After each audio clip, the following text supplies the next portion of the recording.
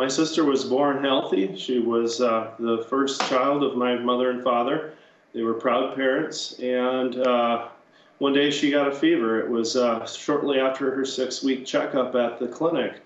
And when she developed a fever, my mother put her down in the crib during the afternoon, and my father, when he came home from work, checked on her, and she must have just stopped breathing.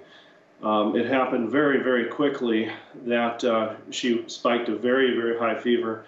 He ended up giving her CPR until the ambulance arrived, and by the time they got her to the hospital, she was developing signs and symptoms of measles encephalitis, and she was put in for several weeks into the old iron lung to be kept alive, and she unfortunately was arrested at that stage of development, and she never has never walked, she's never talked.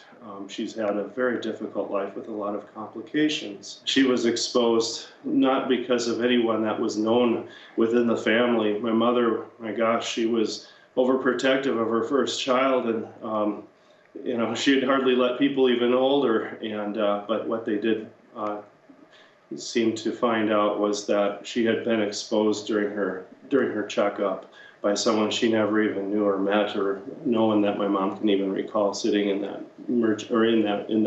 in that clinic room.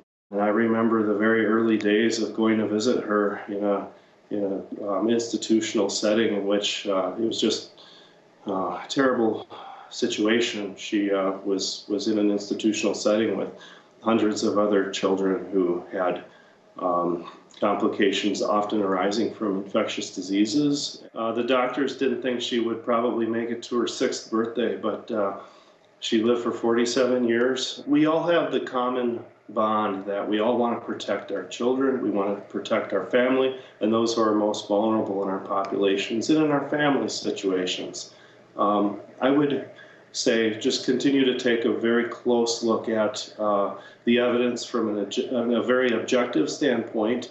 It can be very tempting to look at some of the things in the media that you might see that may have a lot of appeal, but are not perhaps based on the facts. The facts are my sister had a lifetime of suffering that really affected our whole family.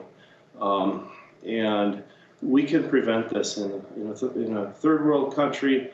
It might be difficult, and we still have measles that are endemic in places like India. But in the United States, we don't have to have this anymore. If we can vaccinate our children, the family members surrounding those children, we should be able to avoid diseases like this today.